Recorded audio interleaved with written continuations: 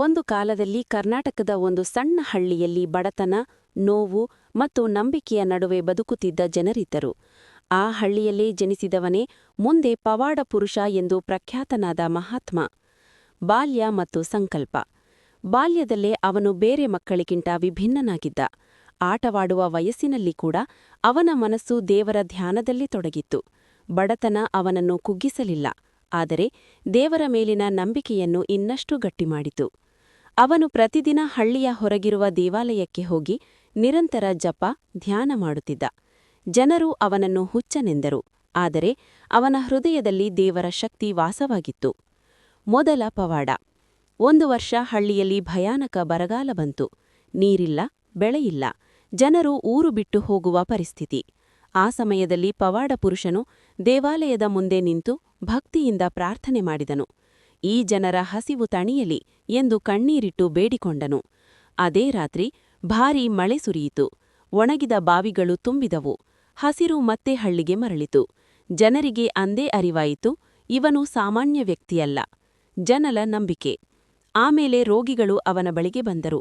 ಅವನು ಔಷಧ ಕೊಡಲಿಲ್ಲ, ಮಂತ್ರ ಹೇಳಲಿಲ್ಲ. ಕೇವಲ ಭಕ್ತಿ, ನಂಬಿಕೆ ಮತ್ತು ಪ್ರಾರ್ಥನೆ ಇವಷ್ಟೇ. ಅಚ್ಚರಿಯಾಗಿ ರೋಗಿಗಳು ಗುಣಮುಖರಾದರು. ದುಃಖಿತರಿಗೆ ಧೈರ್ಯ ಸಿಕ್ಕಿತು. ಮಕ್ಕಳಿಲ್ಲದವರಿಗೆ ಸಂತಾನ ಪ್ರಾಪ್ತಿಯಾಯಿತು. ಜನರು ಅವನನ್ನು ಪವಾಡ ಪುರುಷ ಎಂದು ಕರೆಯಲಾರಂಭಿಸಿದರು.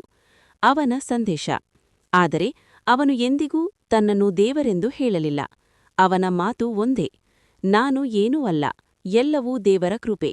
ನಂಬಿಕೆಯಿದ್ದರೆ ಪವಾಡ ಸಂಭವಿಸುತ್ತದೆ. ಅವನು ಹಣ ಸಂಗ್ರಹಿಸಲಿಲ್ಲ, ಪ್ರಶಂಸೆಯನ್ನು ಬೇಡಲಿಲ್ಲ. ಸೇವೆ, ಸರಳತೆ ಮತ್ತು ಸತ್ಯ ಇವೇ ಅವನ ಜೀವನದ ಉದ್ದೇಶ. ಅಂತ್ಯ ಮತ್ತು ಅಮರತೆ.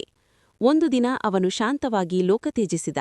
ಆದರೆ ಅವನ ಕಥೆ, ಅವನ ಪವಾಡಗಳು ಜನರ ಹೃದಯದಲ್ಲಿ ಶಾಶ್ವತವಾಗಿ ಉಳಿದವು.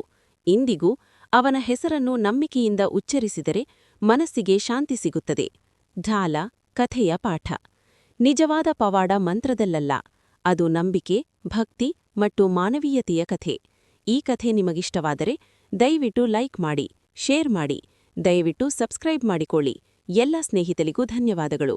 ಜೈ ಶ್ರೀರಾಮ, ಜೈ ಆಂಜನೇಯ ಸ್ವಾಮಿ. ಢಾಲ, ಲೈಕ್, ಶೇರ್, ಸಬ್ಸ್ಕ್ರೈಬ್. ಇಂತಹ ಭಕ್ತಿ ಕಥೆಗಳು, ಪುರಾಣ ಕಥೆಗಳು ಮತ್ತು ದೇವರ ಮಹಿಮೆಗಳು ನಿಮಗಿಷ್ಟವಿದ್ದರೆ ನಮ್ಮ ಚಾನಲ್ ಸಬ್ಸ್ಕ್ರೈಬ್ ಮಾಡಿ.